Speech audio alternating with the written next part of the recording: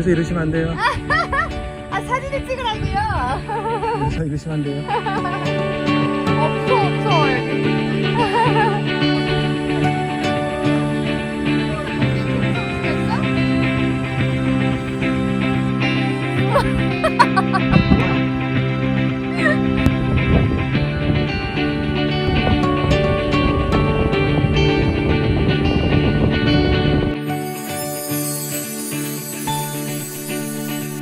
안녕하세요. 4월 말부터는 한국과의 직항편이 들어오지 않을까 기대를 해보는데요. 오늘은 코타키나발루 한 달 살기, 아니 꼭 이곳뿐만 아니라 해외 한 달 살기를 준비하고 계시다면 꼭 필요한 함께 이야기해 볼까 하는데요. 오늘도 얇고 넓은 질문 두 분과 함께 하겠습니다.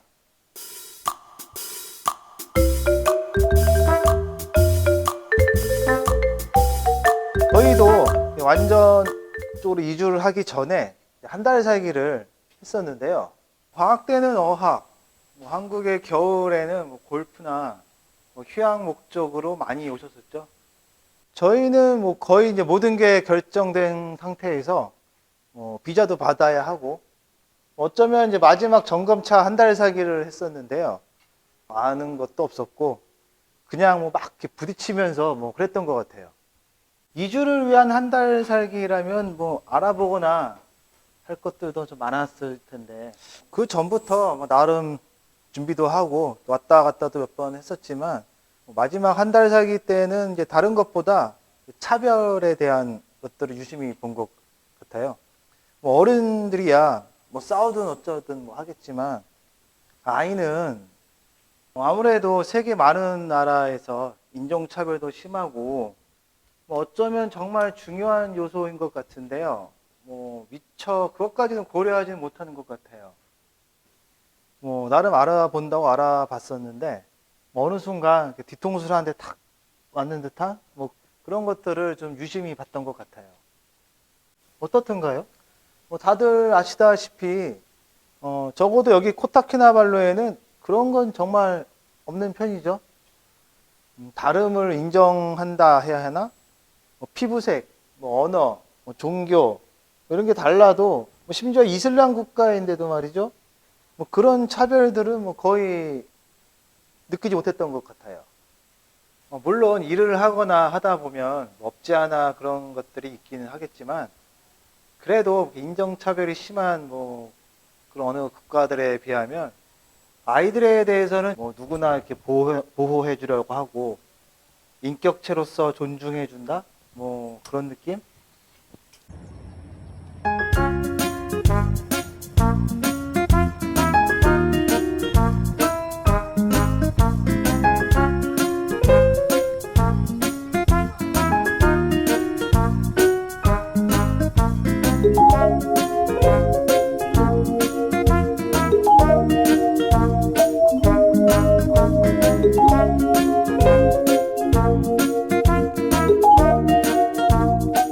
어떤 목적이든 코타키나발루 한 달 살기 꼭 준비해야 할 것, 필요한 것들이 있다면 가장 먼저 살 집부터 알아봐야겠죠.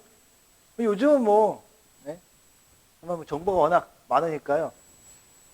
프로그램에 따라서 한 달 살기를 도와주시는 분들도 많이 있었고요. 에어비앤비나 이런 걸 통해서 직접 집을 알아보고 알아서 해결을 하는 방법도 있고요. 뭐가 됐든 장단은 다 있는 것 같아요. 경험이 좀 있다고 하면 직접 알아보고 해결해 보는 것도 의미가 있을 것 같은데요. 아이와 함께 그것도 처음 그렇다면 일정 비용을 감수하더라도 도움을 받으시는 게 예전에도 말씀드린 적이 있었던 것 같은데 이제 외국이다 보니까 뜻대로 일이 풀리지 않았을 때 예기치 못한 일에 부딪혔을 때 그때 이제 그걸 이제 해결할 수 있는 방법이 있느냐. 그리고 또 하나 오해가 있을 수 있는 것이 집 렌트비에 관한 것인데요. 월세 한 50에서 60만 원짜리 집을 100만 원 넘게 받아? 이거 바가지 아니야? 이런 오해가 있을 수도 있어요. 충분히 그럴 수 있죠.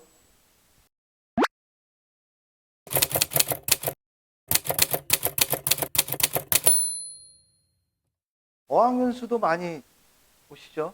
뭐 GC라든가 뭐 IEC 같은 뭐 비교적 큰 어학원도 있고요.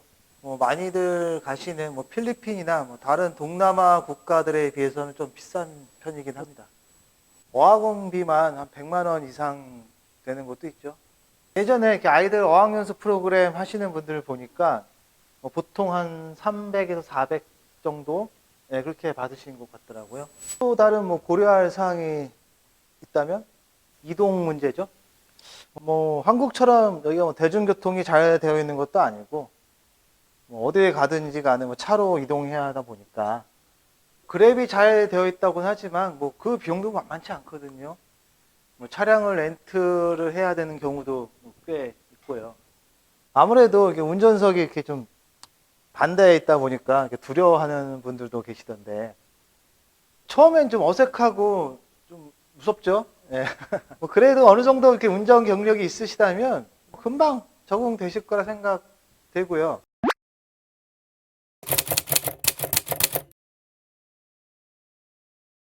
자, 그럼 집, 뭐 교육, 뭐 자동차, 뭐 기본적인 건 된 것 같은데 뭐 이건 꼭 챙겨 오시라 할 만한 뭐 두 분만의 꿀팁? 뭐 그런 게 있다면 스팸. 아, 요거는 엄청 비싸더라고요. 그리고 결정적인 게 이게 한 번씩 또 생각이 나요. 그리고 또 여기 이제 돼지고기로 만든 소세지나 햄이 좀 뭐 귀하기도 하고요. 아마 그래서 더 생각나는 것 같아요. 뭐 쌀 걱정도 많이 하시는데 뭐 전에 말씀드렸듯이 싸고 괜찮으니까 뭐 햇빵 같은 거 무겁게 많이 들고 오지 마시고요. 그리고 저 너무 많이 가져오시면요, 자칫 그 입국하실 때 문제가 될 수 있으니까 예, 조심하시고요. 온갖 생활용품들, 뭐 샴푸, 비누, 뭐 칫솔, 치약 뭐다 들고 오시는 분들도 계시는데 뭐 여기 다 있습니다. 예. 그리고 뭐 한국 라면도 좀 비싸지 않나요? 물론 한국에 비하면 비싸기도 하고 뭐 맛도 좀 달라요. 예. 이슬람 국가다 보니까 이 돼지고기 성분을 다 이렇게 빼고 만들었다고 하더라고요. 그래도 뭐 한국 마트나 이런 데 가면 똑같은 한국 라면 뭐 있긴 합니다. 뭐 라면도 이거 은근 생각나죠. 그래도 뭐 스팸이나 라면은 그래도 뭐 아쉬운 대로 이렇게 대체제가 있긴 한데요. 이건 김? 이건 정말 비싸고 특히 아이들과 이제 함께라면은 예.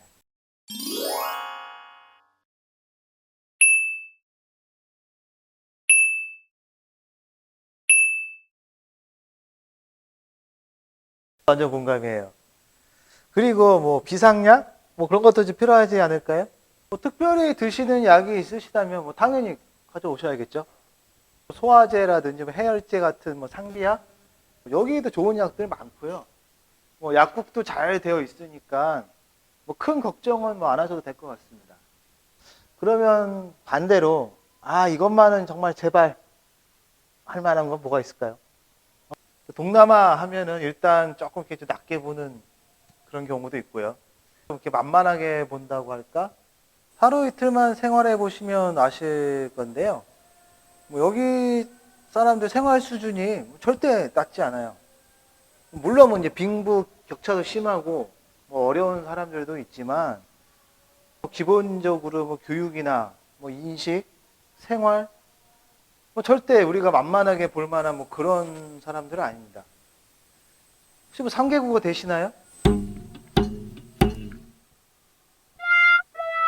여기 웬만한 젊은 친구들 뭐 그렇게 유창하지는 않아도 뭐 기본적으로 뭐 영어, 중국어 뭐다 하죠. 그리고 현지 교민분들 도움 많이 받으세요. 뭐 도움도 많이 청하시고요. 그런데 이렇게 뭐 한번 딱 이용만 하고 그런 것들 때문에 이렇게 상처받는 분들도 꽤 계시죠. 저희도 뭐 오래 있지는 않았지만 뭐 그런 비슷한 경우를 좀 당해봐서 예, 10분 이해를 합니다. 물론 좋은 분들이 더 많고 그 응원과 격려 덕분에 해외에서 이렇게 버티고 있지만 정말 간혹 자 어쩌다 한번 예, 좀 마음의 상처가 되더라고요. 네, 오늘도 얇고 넓은 지식 감사드리고요. 뭐 아직 우리에게는 이렇게 도와주고 싶고 알려주고 싶고 뭐 그런 정이 있어서 이 낯선 이국 땅에서의 한 달 살기도 뭐 더럽지만은 않을 것 같습니다. 성공적인 한 달 살기를 위한 꿀팁들 얇고 넓게 다뤄보았고요. 다음 이 시간에 또 더 재미있는 이야기들로 찾아뵙겠습니다. 감사합니다.